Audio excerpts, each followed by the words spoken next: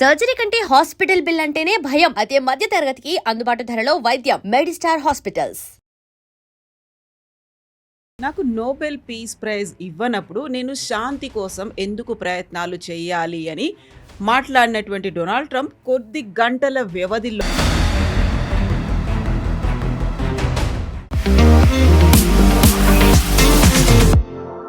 నమస్తే, నేను Kavitha. Welcome to I dream news and నిజాలు.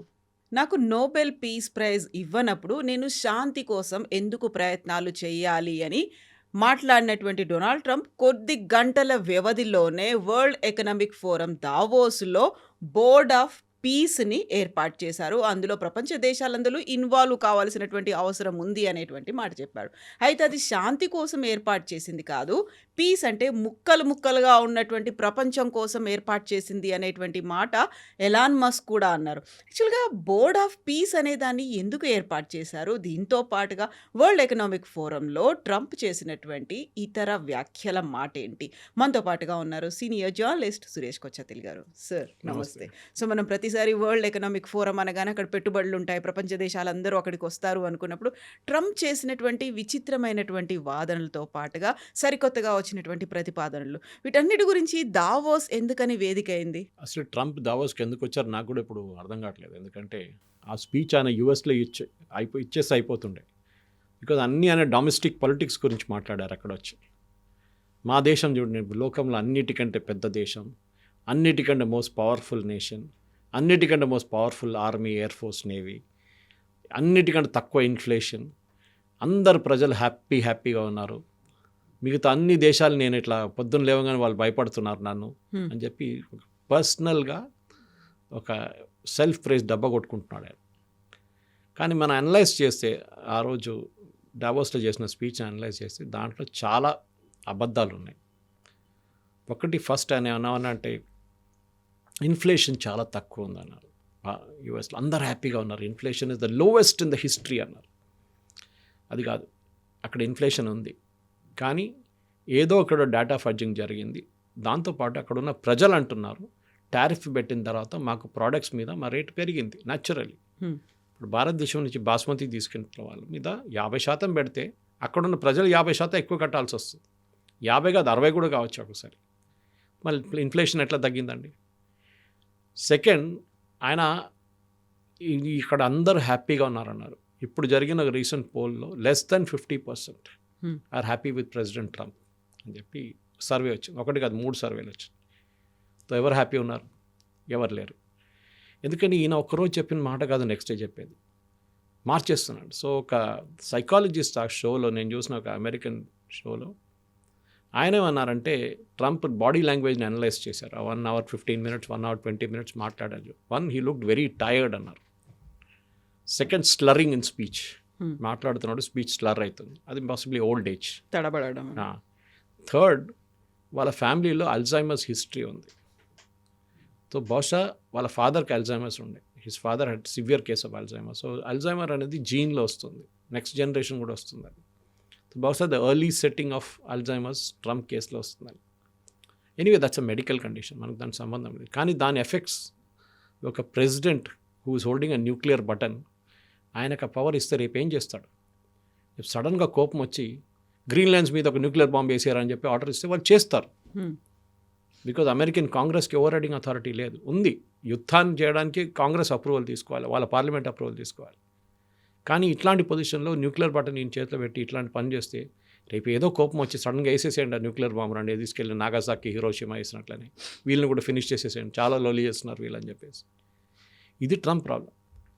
ఇంకొక ఇన్స్టెన్స్లో ఆ స్పీచ్లో చాలా బోరింగ్ కొట్టింది. యాక్చువల్గా స్పీచ్ ఏం లేకుండే, అన్ని సెల్ఫ్ డబ్బాలే కొట్టాడు ఆయన. డ్రగ్స్ గురించి మాట్లాడే, ప్రిస్క్రిప్షన్ డ్రగ్స్. మనకు 2 types డ్రగ్స్ ఉంటాయి, ఓటీసీ ఉంటుంది, ప్రిస్క్రిప్షన్. ఓవర్ ద కౌంటర్ అంటే మన ఈ క్రోసిన్, మన డోలో లాంటి కొంటున్న డ్రగ్స్కి ప్రిస్క్రిప్షన్ అక్కర్లేదు, we can go by over the counter. Prescription అంటే షెడ్యూల్ హెచ్లో వచ్చిన డ్రగ్స్ని ప్రిస్క్రిప్షన్ డ్రగ్స్ అంటారు. అది యూఎస్లో రేట్లు నేను చాలా తగ్గించేశాను, నేను దాన్ని 100% తగ్గించేసాను. వై 100%? 200, 300% తగ్గించేశాను. So there was a mathematician was analysing speech. ఆయన వీడియో కూడా నేను చూశాను. ఆయన ఏమన్నారంటే మ్యాథమెటిక్స్లో 100% రిడక్షన్ అనగానే దాని వాల్యూ 0 అయిపోతుంది, విచ్ ఇస్ కరెక్ట్. మళ్ళీ మీరు డ్రగ్ని 0 రేట్లో అమ్ముతున్నారా? లేదు కదా. సో ఆయన ఒక ఎగ్జాంపుల్ ఇచ్చాను. ఈయనేమన్నారంట, నేను మ్యాక్రాన్కి ఫోన్ చేసి ఆయన బెదిరించాను. నేను చెప్పాను, మీ ఫ్రాన్స్ నుంచి వస్తున్న డ్రగ్స్ మీద మీరు రేటు తగ్గించకపోతే నేను మీ మీద రేపు పొద్దున్న నుంచి షాంపెయిన్ అండ్ వైన్ మీద 200% టారిఫ్ పెట్టేస్తాను టుమారో మార్నింగ్ అన్నారంట. సో ఆయన ఫస్ట్ మ్యాక్రాన్ నో అన్నారంట, no I cannot do it. తర్వాత ఎస్ అన్నారంట. చూడండి, తగ్గించేసాడు మ్యాక్రాన్.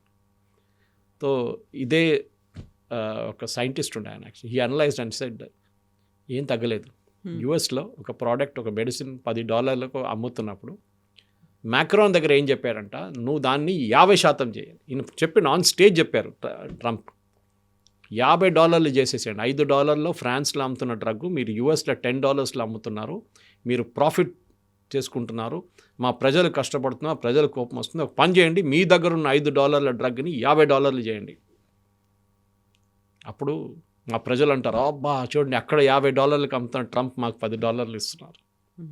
రేట్ మారలేదు, అదే $10. అదేం తగ్గినట్టు కాదు, కాకపోతే వాళ్ళకి ఒక ఫీల్ అంతే. ఎమ్మెల్యే ఏడుకొండలో దాసనారాయణరావు గారు చేసిన అదే స్ట్రాటజీ అన్నమాట ఇది కూడా. ఇది మనం అర్థం చేసుకోవాలి. ట్రంప్ది ఒక ఆయన చేయలేని పనులన్నీ చేశాను చెప్తున్నాడు. అదే స్పీచ్లో గ్రీన్లాండ్ని 5 సార్లు ఐస్లాండ్ అన్నారు. సో అందరు స్టేజ్ మీద చెప్పినప్పుడు కూడా స్టేజ్ బయట ఉన్న ఎవరు దాని గురించి కౌంటర్ చేయలేదు. తర్వాత ప్రెస్ వాళ్ళు వెళ్ళి వైట్ హౌస్ ప్రెస్ సెక్రటరీ దగ్గర అడిగారంట, ఇదేంటి ఈయన ఐస్లాండ్ అంటున్నారు, ఒకసారి అయితే తప్పైందని చెప్పొచ్చు, 5 సార్లు అన్నట్టు రిపీట్ చేశారు. అదేంటంటే గ్రీన్లాండ్లో చాలా ఐస్ ఉంది కదా, దానికోసం ఐస్లాండ్ చెప్పారంట. వాళ్ళ లాజిక్ చూడండి, పక్కన ఐస్లాండ్ అని ఇంకో దేశాలు, ఇంకో కంట్రీని వాళ్ళు భయపడుతున్నారు ఇప్పుడు ఇక్కడ వస్తాడేమో అని. ఇప్పుడు ఏం చేశారు, లాస్ట్ ఈసారి నేను టారిఫ్లు పెట్టాను, యూరోప్ మీద టారిఫ్లు పెట్టాను. అది ఎందుకు జరిగిందంటే ఈ స్పీచ్ ఇస్తున్న అదే టైంలో కవిత గారు ట్రంప్ స్టేజ్ మీద ఉన్నప్పుడు డావోస్లో యుఎస్ స్టాక్ మార్కెట్ 2% పడిపోయింది. 2% పడడం చాలా పెద్దది వాళ్ళ దగ్గర. Literally wiped out billions. ఎందుకంటే యూరోప్ నుంచి ఉన్న ఎక్స్పోర్ట్స్ బ్యాన్ చేస్తే యుఎస్ కంపెనీస్ ఎఫెక్ట్ అవుతారు. ఎందుకంటే చాలా ప్రోడక్ట్స్ యూఎస్లో తయారు చేయలేకపోతున్నారు. ఒకటి టెక్నాలజీ అవుట్డేటెడ్ అయిపోయింది, సెకండ్ వాళ్ళ కాస్ట్ చాలా ఎక్కువ యూఎస్లో. సో వాళ్ళు యూరోప్ నుంచి ఎక్స్పోర్ట్ చేస్తారు. అది కాకుండా అమెరికా నుంచి ఎక్స్పోర్ట్ చేస్తున్న ప్రోడక్ట్స్ కూడా యూరోప్ బంద్ చేసేస్తారు. ఇన్ఫ్యాక్ట్ ఒక ఇన్ఫార్మల్ అగ్రిమెంట్కి వచ్చారంట ప్రజలు అక్కడ, యూఎస్ నుంచి వస్తున్న ప్రోడక్ట్స్ని మేము బాయ్కాట్ చేయబోతున్నాం. ఫ్రాన్స్లో కానివ్వండి, జర్మనీలో కానివ్వండి, ఇట్లాంటి దేశాల్లో. అది విని అమెరికన్ కంపెనీస్ భయపడుతున్నారు, మా ప్రోడక్ట్స్ కూడా అక్కడ బంద్ అయిపోతుందేమో రేపు. ఆలోచించి ఒక mental makeup of an American president. వాళ్ళ దేశం చూసుకోవాలి, వాళ్ళ దేశం ప్రజలు చూసుకోవాలి, కరెక్ట్. కానీ మీరు ఒక ఇంటర్నేషనల్ స్టేజ్లో వెళ్ళి నేను షాంపెయిన్ మీద 100% పెడతాను, దీని మీద 200%. దీనికన్నా ముందు యూరోపియన్ యూనియన్తో ఒక ఒప్పందం చేసుకున్నారు వీళ్ళు, యూఎస్. మనం ఇప్పుడు చేయబోతున్నాం 26-27 తారీఖు. ఈ ఒప్పందం చేసుకున్న తర్వాత ప్రోడక్ట్స్ మీద ఇన్ని శాతం డ్యూటీ ఉంటుంది, ఇంత శాతం టారిఫ్ ఉంటుందని డిసైడ్ చేసుకుని సంతకం పెట్టారు. అది ఇప్పుడు యూరోపియన్ పార్లమెంట్ పాస్ చేయబోతున్నారు దాన్ని. ఇప్పుడు దాని విలువ ఏముంది కవిత గారు, చెప్పండి నాకు. మీరు ఒక ఒప్పందం చేసిన తర్వాత రేపు పొద్దున్న లేచిండే ఇంకా 100% పెట్టబోతున్నా అంటే మళ్ళీ చేసిన ఒప్పందానికి వాల్యూ ఏముంది? అదే అడుగుతున్నారు Europe. What is the sanctity of the document which you sign? మీతో ఎందుకు చేసుకోవాలి ఒప్పందం? మేము మీరే దానికి విలువనివ్వనప్పుడు కథం. మీకు పొద్దున వచ్చి కోపం వచ్చింది, నాకు ఇప్పటి 200% పెట్టు అని మీద.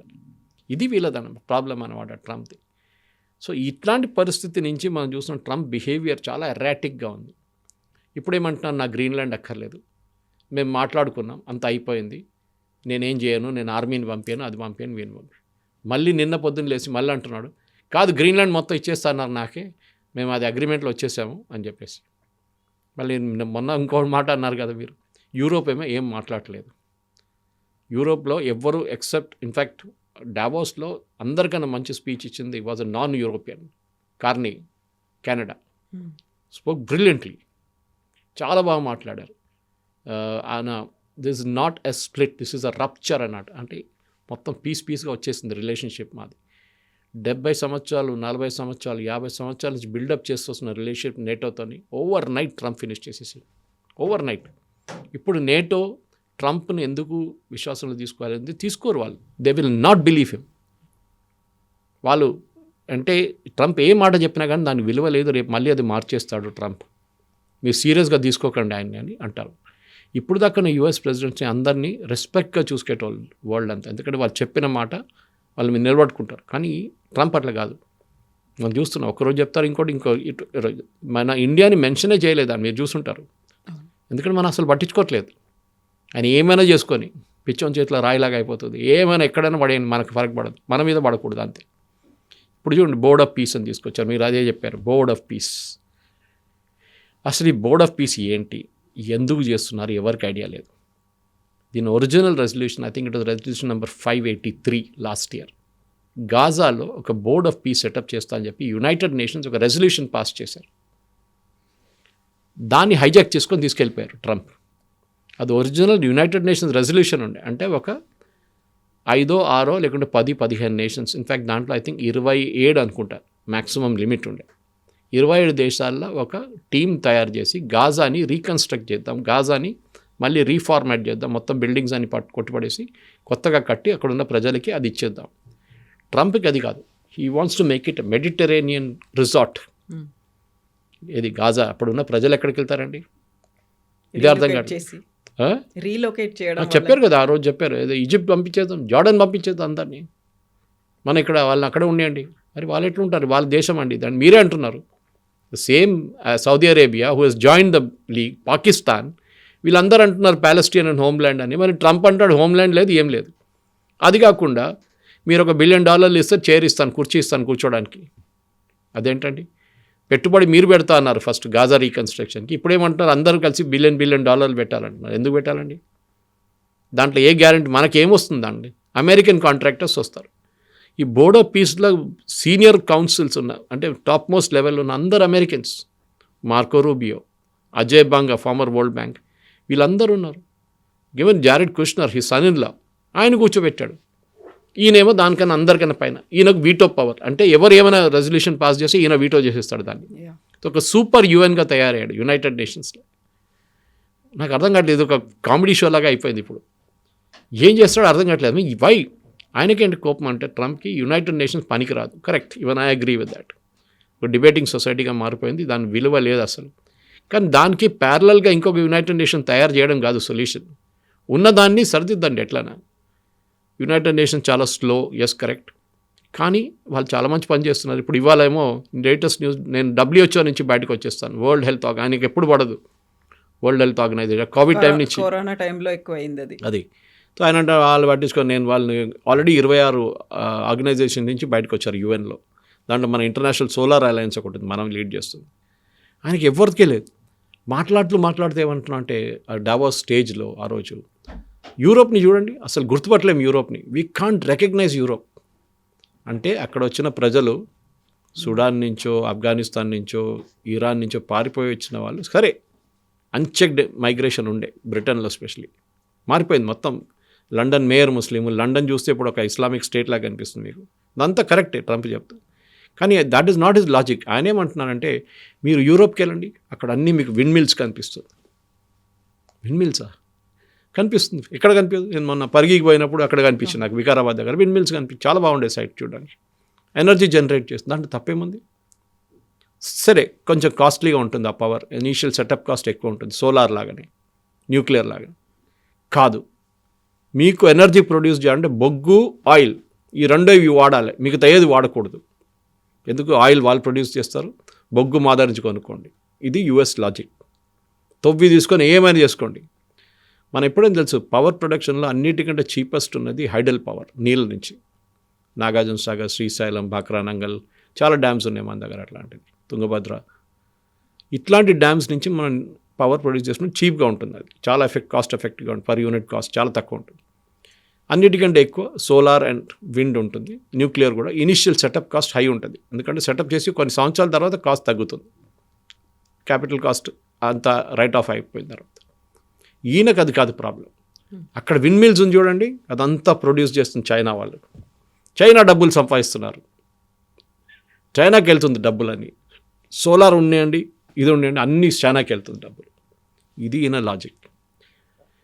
అసలు అర్థం కావట్లేదు. ఇప్పుడు వచ్చిన తర్వాత అన్నాడు కదా, నేను ఏంటిది green energies and nonsense, we're exiting the Paris agreement. Paris agreement అంటే కాప్ అగ్రిమెంట్లో వచ్చిన ఒక అగ్రిమెంట్లో 2070 కంట్రోల్ చేయడం, 2070 దాకా కార్బన్ డైఆక్సైడ్ ఎమిషన్స్ కంట్రోల్ చేసి దాన్ని మ్యాక్సిమం తగ్గించడానికి ట్రై చేస్తున్నారు. 0 మనం already we're on the way there, India is doing very well. కానీ ఇప్పుడు నేను దాన్ని పట్టించుకోను. ద ప్రాబ్లం ఏంటి కవిత గారు, ఇప్పుడు ఈయన ఇక్కడ ఉన్నారు, ఇప్పుడు సంవత్సరాల తర్వాత ఉండడు, అయిపోతుంది ఈయన ప్రెసిడెంట్. అప్పుడు ఏం జరుగుతుంది? ఈ బోడో పీస్ ఏమవుతుందో, పీసెస్ అయిపోతుంది అప్పుడు. ఎగ్జాక్ట్లీ. ఎలాన్ మస్క్ అంటుంది అదే కదా, PEACE కాదు PIECE అనే మాట. అంతే. బికాస్ నెక్స్ట్ ప్రెసిడెంట్ రాగానే ఫస్ట్ థింగ్ వీళ్ళందరూ తీసి బయటపడేస్తాడు. జారెడ్ కుష్నర్ ఉండరు, మార్కో రూబియో ఉండరు, అజయ్ బాంగ్ ఉండరు, ఎవరు ఉండరు, అందరిని తీసి బయటపడేస్తాడు. ఇప్పుడు చూడండి, దీంట్లో వచ్చి కూర్చున్న కంట్రీస్ చూడండి, 17 ఉండి, అది డావోస్లో ఎంతమంది కలిసారు, అందరిని పిలిచారనుకుంటారు, రా ఇక్కడ వచ్చి కూర్చో, నేను చెప్తున్నాను, లేకుంటే ఈ మీద కూడా 100% టారిఫ్ వేసేస్తాను అంటే వాళ్ళు భయపడొచ్చి కూర్చుంటారు. పోలాండ్, పాకిస్తాన్, సౌదీ అరేబియా, ఇట్లాంటి రాష్ట్రాలు ఎవరెవరు ఫ్రంట్తో పని ఉందో వాళ్ళు వచ్చి కూర్చున్నారు అక్కడ. పాకిస్తాన్కి అయితే $1 బిలియన్ ఇవ్వడానికి డబ్బులు కూడా లేవు వాళ్ళ దగ్గర, అప్పు తీసుకోవాల్సి వస్తుంది వాళ్ళు దానికోసం. కానీ వాళ్ళు ఎందుకు వచ్చినారు? ట్రంప్ని హ్యాపీగా పెట్టాలి కదా, ఆల్రెడీ రేర్ ఎర్త్స్ ఇస్తున్నాం ఆయనకి, ఆయన క్రిప్టో కరెన్సీలు ఇస్తున్నాం. ఇన్ఫ్యాక్ట్ మొన్న ఒక రిపోర్ట్ వచ్చింది ఐ థింక్ US కాంగ్రెస్లోనే వచ్చింది, దట్ ట్రంప్ ప్రెసిడెంట్గా అయినప్పుడు సెకండ్ టర్మ్ నుంచి ఇప్పుడు 1 సంవత్సరం అవుతుంది ఎగ్జాక్ట్లీ, వాళ్ళ family business is worth $1.7 trillion crypto కరెన్సీతో మెయిన్గా. సో కాన్ఫ్లిక్ట్ ఆఫ్ ఇంట్రెస్ట్ ఉంటుంది ఎప్పుడు కవిత గారు. కాన్ఫ్లిక్ట్ ఆఫ్ ఇంట్రెస్ట్ ఏంటంటే, ఇప్పుడు మోదీ గారు ఉన్నారు, మోదీ గారు రేపు ఒక బిజినెస్ పెట్టుకున్నారు, మోదీ గారు బ్రదర్ అనుకోండి, ఆయన పాప ఒక రేషన్ షాప్ నడిపిస్తున్నాడు, కానీ ఇవాళ రేపు ఆయన పెద్దగా బిజినెస్ పెట్టిండు, 1,000 కోట్ల బిజినెస్ పెట్టిండు. మోదీ గారు ఏమంటారు, ఫ్రెండ్స్ పిలిచి, అరే దాంట్లో పెట్టుబడి పెట్టండి, అది చాలా మంచి ప్రాజెక్ట్, దాంట్లో డబ్బులు పెట్టండి అంటారు. మోదీ గారు చెప్పారని చెప్పి ఒక 100 మంది కంపెనీలు వచ్చి పెడతారు ఆయన హ్యాపీగా పెట్టుకోవడానికి. ఇది నడుస్తుంది యూఎస్లో. అప్పుడు conflict of interest, because you are using your power for business, మీ పర్సనల్ బిజినెస్కి. మీ దేశానికి చేసుకుంటే ప్రాబ్లం ఉండదు, దేశంలో పెట్టుబడి పెట్టరా అంటే చాలామంది వస్తారు, ఎస్, అప్పుడు మీకు పర్సనల్ ఇంట్రెస్ట్ ఏం లేదు. ఇది వాళ్ళ సొంత ఫ్యామిలీ కంపెనీ, జారెడ్ కుష్నర్ కూర్చున్న కంపెనీ, వాళ్ళ సన్నిలో కూర్చున్న దాంట్లో, ఆ కంపెనీలో పెట్టుబడి పెట్టడానికి పాకిస్తాన్కి వెళ్ళి మన అసీం మునీర్తో డబ్బులు తీసుకొని పెట్టించుకున్నాడు దాంట్లో క్రిప్టో దాన్ని లీగలైజ్ చేశారు.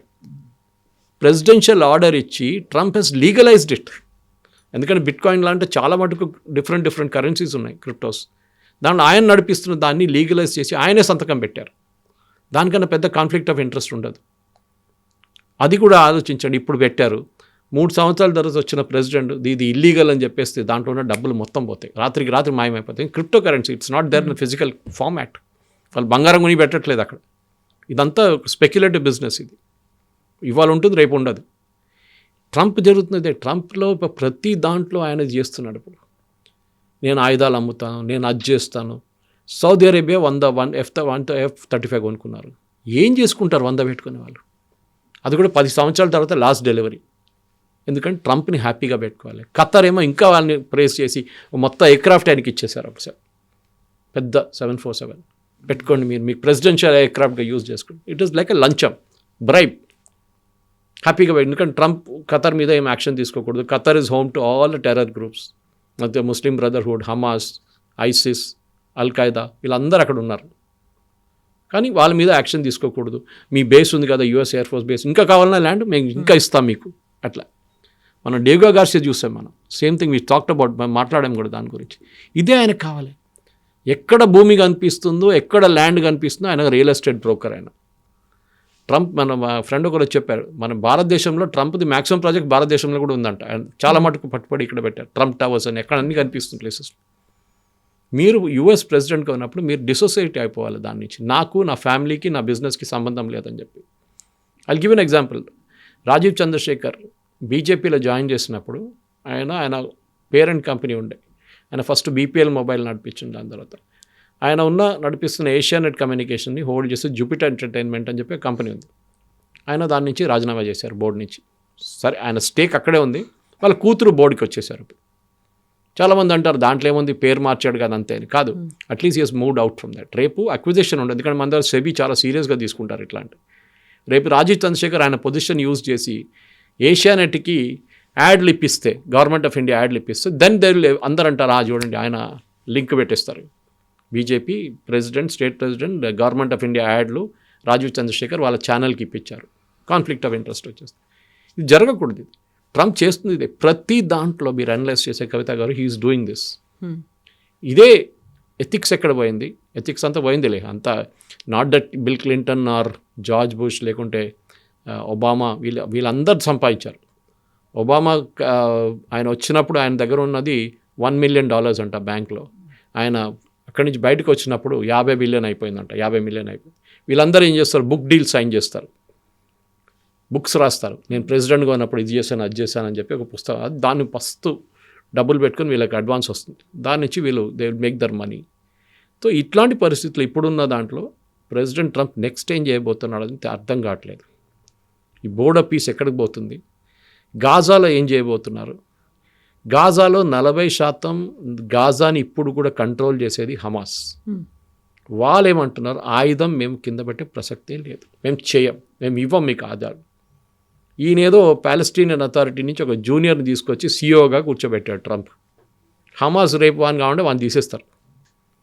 ఎట్లా మీరు ఇది ఇట్లా నడిపిస్తారా? ప్రతి దేశంతో కన్సల్ట్ చేసి స్పెషలీ స్టేక్ హోల్డర్స్ ఉన్నారు అరబ్ వరల్డ్లో, వాళ్ళతో మాట్లాడి ఏం చేయాలి, గాజా రీకన్స్ట్రక్షన్ ప్రాజెక్ట్ అక్కడున్న ప్రజల దగ్గర అడగాలి మీకు ఏం కావాలి. వాళ్ళు ఇప్పుడు కూడా మేము హమాస్ని సపోర్ట్ చేస్తూ అంటున్నారు. అంటే మీరు ఏ బిల్డింగ్ కట్టినా కానీ దాని కింద వాళ్ళు టనల్ కట్టుకుంటారు రేపు. ఇదేనా మీ ప్రాజెక్ట్? అన్నిటికంటే డేంజర్. ఎందుకు ఇండియా జాయిన్ కావట్లేదు కవిత గారు? We should understand that point. మీరు ఆ బోర్డ్ ఆఫ్ పీస్ది ఆబ్జెక్టివ్స్ చూస్తే ఎక్కడెక్కడో కాన్ఫ్లిక్ట్స్ ఉందో అక్కడక్కడ మేము పోతాం. రేపు కశ్మీర్లో వస్తారు, భారత్ కశ్మీర్ నడిమిట్లో ఉన్న గొడవని మేము చూసుకుంటాం అని చెప్పి ఒక బోర్డ్ ఆఫ్ పీస్ పెడతారు కశ్మీర్లో. మనం మేము అంగీకరించాం. We will not agree to it. Modi garu దానికోసం వెళ్ళట్లేదు. ఆయనకు తెలుసు this will finally end up there అని. ఒక ట్విస్ట్ ఉంటుంది, డెఫినెట్గా ఉంటుంది. 8 యుద్ధాలు ఆపారంటున్నారు. ఎక్కడ మా 8 యుద్ధాలే లేవు. ఒక రష్యా యుక్రెయిన్ వారు ఉండే, పాకిస్తాన్ రష్యా నేనే ఆపాను. సుడాన్లో ఎవరో రోడ్డు మీద కొట్టుకున్నారంట, వాళ్ళని కూడా తీసుకొచ్చి వైట్ హౌస్లో సంతకం పెట్టించారు, అది కూడా యుద్ధం అయిపోయింది. థాయిలాండ్ కంబోడియా యుద్ధం ఆపాను, వాళ్ళు ఇప్పుడు కూడా కొట్లాడుతున్నారు. వాళ్ళు బోర్డర్లో అవుతుంది, నథింగ్ హెస్ స్టాప్డ్. కానీ క్లెయిమ్ ఉంటుంది నేను. అది కూడా మీరు ఏ స్టేజ్లో మాట్లాడుతున్నారు? మీ ముందు కూర్చున్న వాళ్ళు ఆర్ బిలియనర్స్ అండ్ బిలియనర్స్.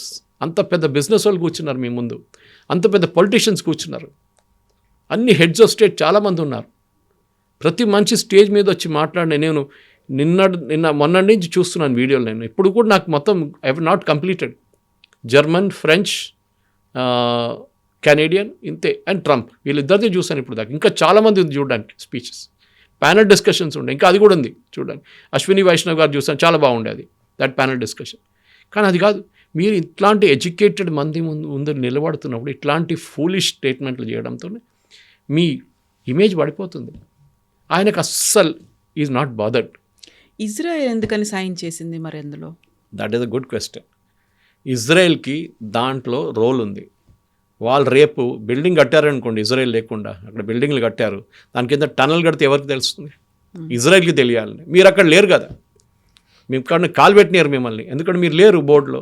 మేము ఉన్నప్పుడు మేమే ఉన్నాం అక్కడ, మేము కూడా చూసుకుంటాం, కన్స్ట్రక్షన్ మేము చూసుకుంటాం. ఇప్పుడు ఏం జరగబోతుందంటే, ఈ $1 బిలియన్ పెట్టిన దేశాల నుంచి డబ్బులు గుంజుకొని అమెరికన్ కాంట్రాక్టర్స్కి ఇచ్చి, కావాలంటే వీళ్ళ ఫ్యామిలీకి ఇచ్చుకొని బిల్డింగ్లు కట్టుకుంటారు అక్కడ. మన దగ్గర ఈ రాజీవ్ సాగు గృహ కట్టిన బిల్డింగ్లు, లేకుంటే మన కేసీఆర్ గారు కట్టిన 2 బెడ్రూమ్ ఇల్లు లాగా, లేకుంటే ఇట్లాంటి బిల్డింగ్లు కట్టి వాళ్ళకి ఇచ్చేస్తారు. సో ఇజ్రాయెల్ ఏమంటే దాని కింద టనల్ ఉంటుందా మళ్ళీ? అది నేను, ఎందుకంటే ఫస్ట్ ఈ బిల్డింగ్లు అన్నీ కట్టినప్పుడు, ఒక బిల్డింగ్ బూమ్ జరిగినప్పుడు గాజాలో ఇరానియన్ ఫండింగ్ ఉండేదానికి. ఇరాన్ నుంచి వచ్చిన డబ్బులు పెట్టి పెట్టుబడి పెట్టి హమాస్ వాళ్ళకి కన్స్ట్రక్ట్ చేసిన బిల్డింగ్స్ అక్కడ. ఒక టైంలో పాలెస్టీనియన్ అథారిటీ అక్కడ ఉండే, యాసిర్ అరాఫాత్ వాళ్ళది. వాళ్ళు ఇప్పుడు అటువైపు వెళ్ళిపోయింది, వెస్ట్ బ్యాంక్ వైపు. వాళ్ళకి ఇక్కడ అథారిటీ లేదు, ఇప్పుడు హమాస్ నడిపించుకుంటున్నారు ఇక్కడ. రేపు ఎలక్షన్ జరుగుతాడు, హమాస్ గెలుస్తారు ఎలక్షన్. అక్కడున్న ప్రజలకి వాళ్ళే కావాలి. They are not bother whether they are terrorist అన్నాడు. కానీ వాళ్ళు, ఎందుకంటే ఇజ్రాయెల్ మీద ఆ రోజు October 7 జరిగిన అటాక్ మీద ప్రజలు కూడా పార్టిసిపేట్ చేశారు. హమాస్తోనూ ఉన్న సివిలియన్స్ కూడా వెళ్ళారు ఇజ్రాయెల్కి, వెళ్ళి చాలామంది చంపారు వాళ్ళు. సో వాళ్ళు కూడా ఏదో మహాత్మాలు కాదు వీళ్ళు కూడా they are also crooks, equal crooks. So ఇజ్రాయెల్కి అదొక సెల్ఫిష్ ఇంట్రెస్ట్ ఉంది. వీళ్ళెవరు, నాకు ఒక లెజిటిమేసీ వచ్చింది, ఇప్పుడు నేను ఆయుధాలు లేకుండా తిరగొచ్చు, నేను బోర్డ్ ఆఫ్ పీస్లో ఉన్నాను కదా అని చెప్పి ఇంకా 26 దేశాలతోనూ ఒక పెద్ద బస్ వేసుకొని గాజాలకి వెళ్ళొచ్చు వీళ్ళు. ఇప్పుడు చూడండి, ఈ జూనియర్ అపాయింట్ చేసిన ఆయన పేరు మర్చిపోయాను నేను, పాలెస్టీన్ అథారిటీ నుంచి వచ్చిన సీఈఓను, ఆయన పేరు ఏదో పొజిషన్ ఇచ్చారు ఆయనకి ట్రంప్. ఆయన ఏమన్నాడు, నేను రఫా క్రాసింగ్ ఓపెన్ చేయబోతున్నాను ఎల్లుండి నుంచి అని. రఫా క్రాసింగ్ అంటే ఈజిప్ట్ అండ్ గాజాకు నడిమిట్లో యూజువలీ రిలీఫ్ మెటీరియల్ తీసుకురావడానికి చేస్తారు. అది ఇజ్రాయెల్ కంట్రోల్ చేస్తారు. ఈయన కూడా చెప్పేది అది కంట్రోల్ చేసేది ఇజ్రాయెల్. ఈజిప్ట్ కూడా కంట్రోల్ లేదు. ఈజిప్ట్ ఓపెన్ చేస్తారు గేట్లు, కానీ ఆ బండి లోపలికి రావాలంటే గాజాకి ఇజ్రాయెల్ చెక్ చేస్తారు. ప్రతి బండి చెక్ చేస్తారు వాళ్ళు, ప్రతి లారీ చెక్ చేస్తారు, ప్రతి కన్సైన్మెంట్ చెక్ చేస్తారు వాళ్ళు. ఆయుధాలు తీసుకెళ్తున్నాడా, లేకుంటే బియ్యం తీసుకెళ్తున్నాడా, లేకుంటే గోధుమలు తీసుకెళ్తున్నాడా, ఆటా తీసుకెళ్తున్నాడా, ఇది వాళ్ళు చెక్ చేస్తున్నారు అన్నమాట.